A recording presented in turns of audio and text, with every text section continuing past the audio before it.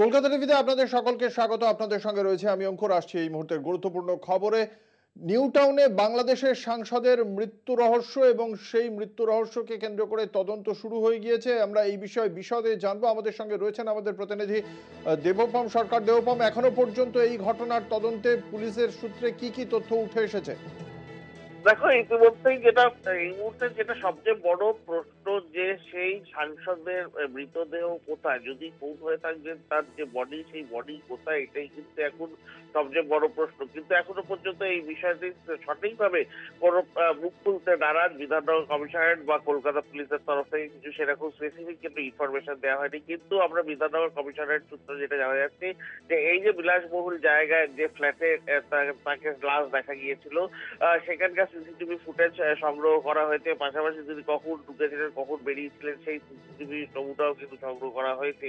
পাশাপাশি সেখানকার নিরাপত্তার কর্মীদের তাদের সাথে কথা বলা হয়েছে এবং সেখানকার স্থানীয় কয়েকজনের সাথে কথা বলেছে, তাদের বয়ান রেকর্ড করা হয়েছে। কিছুক্ষণ আগে যেটা আমরা বাংলাদেশ তরফ থেকে, সরকারের তরফ থেকে যেটা ইনফরমেশন পাচ্ছিলাম, যে তিনজনকে ইতিমধ্যেই গ্রেফতার করা হয়েছে এবং তাদেরকে জিজ্ঞাসাবাদ করেই কিন্তু বাংলাদেশের তরফ থেকে যেটা জানানো হয়েছে, যে তারা স্বীকার করেছে বাংলাদেশ পুলিশের কাছে যে এই সাংসদকে তারা খুন করেছেন। কিন্তু খুনটা ঠিক কোথায় হয়েছে, কবে হয়েছে, কোন তারিখে হয়েছে, কোন জায়গায় হয়েছে, এইটা নিয়ে কিন্তু এখন স্পষ্টভাবে কোনো উত্তর পাওয়া যাচ্ছে না। কিন্তু এখনো যেটা জানা যাচ্ছে যে তিনজনকে কিন্তু এই ঘটনার পরিপ্রেক্ষিতে গ্রেফতার করেছে বাংলাদেশ পুলিশ। এখন আরো আরো তদন্ত দরকার এবং তারপরে একটা সঠিক সিদ্ধান্ত দিতে পারবে যে কি ঘটেছিল বা কি হয়েছিল। দেবপম, যে ফ্ল্যাটে, এই যে বিলাসবহুল অভিজাত কমপ্লেক্সের মধ্যে যে ফ্ল্যাট, সেই ফ্ল্যাটে পুলিশ কি পেল, কি দেখতে পেয়েছে? এখানে কদিন মানে 12 তারিখ আমাদের রাজ্যে কলকাতা শহরে আসার পর কদিন এই ফ্ল্যাটে ছিলেন, সেই সংক্রান্ত বিষয়ে কোনো তথ্য পাওয়া যাচ্ছে? দেখো, যেটা আমরা জানতে পারছি, সেই ফ্ল্যাটেতে যে নাম্বারটা ফ্ল্যাটের রুমের কথা বলা হচ্ছিল, সেই ফ্ল্যাটে আজকে পুলিশ ভেতরে ঢুকে এবং ঢুকে সেখানকার কিছু এভিডেন্স তারা পায় এবং সেই এভিডেন্স কিছু ব্যাক করে তারা নিয়ে যায়। এবং যেটা জানা যাচ্ছে, ইতিমধ্যে আমরা ইডি সূত্র বিধাননগর কমিশনের সূত্র মারফত যেটা জানতে পারা যাচ্ছে, যে সেই ফ্ল্যাটেতে কিন্তু কয়েকটি জামা কাপড় পাওয়া গিয়েছে, কয়েকটি জিনিসপত্র রাখা ছিল, সেইগুলো পাওয়া গেছে। সেইগুলো কিন্তু টেস্টের জন্য পাঠিয়ে দেওয়া হয়েছে, যে আদৌ সেই জামা কাপড়গুলো উদ্ধার করা হয়েছে, সেই জামা কাপড়গুলো সেই সাংসদের কিনা। পাশাপাশি কিছু ফিঙ্গারপ্রিন্ট নমুনা সংগ্রহ করা হয়েছে, যে কজন সেই ফ্ল্যাটে ছিল। কিন্তু ফ্ল্যাটের আধিকারিকরা যেটা বলছেন, যে সেই ফ্ল্যাটে কিন্তু বেশি দিনের জন্য তিনি আসেননি, সেদিন জাস্ট 1-2 দিন তিনি ছিলেন। কিন্তু সেখানেতে আসেন একটি অ্যাপ ক্যাবে করে, সেই ক্যাবের ড্রাইভারকেও চিহ্নিতকরণ করে তাকে জিজ্ঞাসাবাদ করা হচ্ছে ইতিমধ্যেই বিধাননগর কমিশনারেটের তরফ থেকে। ধন্যবাদ। আমাদের সঙ্গে ছিলেন আমাদের প্রতিনিধি দেবপম সরকার।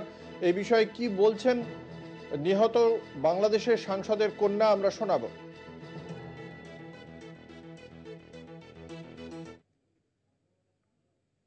জানো, আমার বাবা হত্যার আমি বিচার পাই।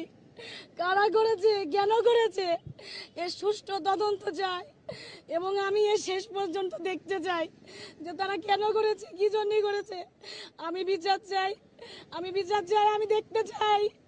তারা যেন আমার সামনে তাদেরকে কুড়াচ্ছে দিয়ে, ফাঁসি দিয়ে মারা হয়েছে, আমি যেন দেখতে চাই।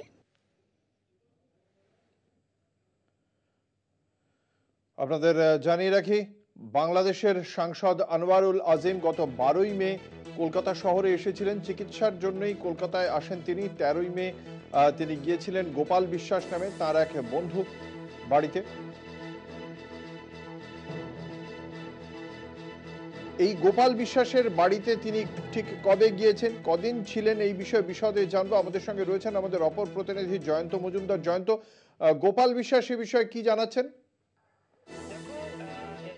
বরানগরে তিনি বাংলাদেশের সাংসদ, তিনি এসেছিলেন গোপাল বিশ্বাসের বাড়িতে এবং বাড়ি থেকেই তিনি ডাক্তার দেখাবার নাম করে কিন্তু বেরিয়ে গিয়েছিলেন, এমনটাই সূত্রের খবর জানা গিয়েছে।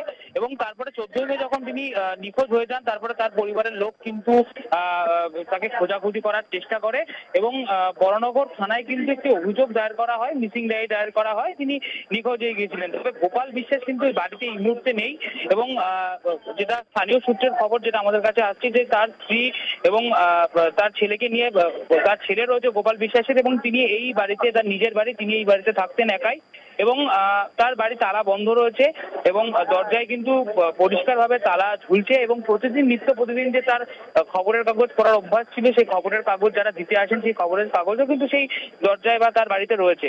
অর্থাৎ তিনি বাড়িতে নেই এবং এলাকার বাসিন্দারা এমনটাই বলছেন এবং তিনি অসুস্থ হয়ে হাসপাতালে ভর্তি আছেন বলে স্থানীয় সূত্রে কিন্তু খবর জানা যাচ্ছে।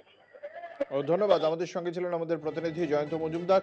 কি বলছেন বাংলাদেশের স্বরাষ্ট্রমন্ত্রী আসাদুজ্জামান খান, আমরা শোনাবো। কলকাতার এক বাসায় তাকে পরিকল্পিতভাবে খুন করা হয়েছে এবং এই খুনের মোটিভ কারা কারা খুন করেছিলেন এই সব তথ্যই আমাদের ভারতীয় পুলিশ কাজ করছে, আমাদের পুলিশও কাজ করছে। যে যেখানে মানে ইন্টারন্যাশনাল ওয়েতে যতখানি প্রয়োজন সবগুলি আমরা ব্যবস্থা নিচ্ছি। 14 মে থেকে নিখোঁজ ছিলেন সাংসদ আনোয়ারুল আজিম। গত 12 মে কলকাতায় আসেন তিনি। আমাদের সঙ্গে রয়েছেন আমাদের ক্রিয়েটিভ হেড প্রীতম বিশ্বাস। ঠিক বাংলাদেশ সূত্রে এখনো পর্যন্ত এই ঘটনার তদন্তে ঠিক কি কি তথ্য উঠে এসেছে প্রীতম দা?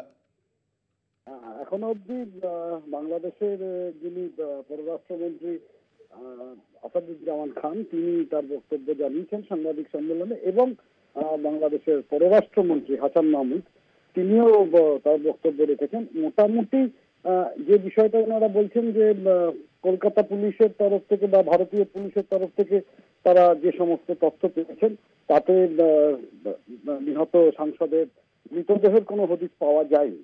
কিন্তু ওনারা, এবং যেটা খুব গুরুত্বপূর্ণ সেটা স্বরাষ্ট্রমন্ত্রী আসাদুজ্জামান খান বলেছেন যে ঝিনাইদহ, যেখানকার সাংসদ মানে আমিরুল সাহেব, ওনার ওই এলাকা একটু সন্ত্রাস কবলিত, সেখানে বিভিন্ন ধরনের কিছু গন্ডগোল ছিল। ওনারা আশঙ্কা করছেন হয়তো তার রেশেই এই মারাত্মক হত্যাকাণ্ডটি ঘটেছে এবং সন্দেহের বশে ওনারা 3 জনকে অ্যারেস্ট করেছেন, সেই খবরটাও বলেছেন এবং তার এই বক্তব্যকেই বাংলাদেশের পররাষ্ট্রমন্ত্রী হাসান মাহমুদ সমর্থন করেছেন। এখন তদন্তের কাজ একদিকে যেমন বাংলাদেশ পুলিশ চালাচ্ছে তাদের মতো করে, সেখানে পাশাপাশি যোগাযোগ রাখছে ভারতীয় পুলিশের সাথে এবং ভারতীয় পুলিশের তরফ থেকে সমস্ত রকম সহযোগিতাই তারা পাচ্ছেন, এটা বলেছেন। এখন মূল মোটিভ কি কারণে খুন হয়েছে সেইটা এখনো সেই কেন্দ্রবিন্দুতে পৌঁছতে পারেনি বাংলাদেশের পুলিশ। তদন্ত চলছে, এরকমটাই অফিসিয়ালি বাংলাদেশ সরকারের এই 2 গুরুত্বপূর্ণ মন্ত্রী জানিয়েছেন। অঙ্কুর, ধন্যবাদ। আমাদের সঙ্গে ছিলেন আমাদের ক্রিয়েটিভ হেড প্রীতম বিশ্বাস। এ বিষয়ে বাংলাদেশের প্রেস মিনিস্টার তিনি কি জানাচ্ছেন আমরা শোনাবো। ভারত সরকারের পক্ষ থেকে এখন পর্যন্ত কূটনৈতিক চ্যানেলে আমরা কোনো খবর জানতে পারিনি। আমাদের আশঙ্কা হচ্ছে যে মাননীয় স্বরাষ্ট্রমন্ত্রীর বক্তব্যই সঠিক, তিনি খুন হতে পারেন, তবে তার মৃতদেহ এখন পর্যন্ত আমাদেরকে শনাক্ত করা হয়নি। আমরা এ বিষয়ে সুনির্দিষ্ট তথ্য এখন পর্যন্ত জানতে পারিনি।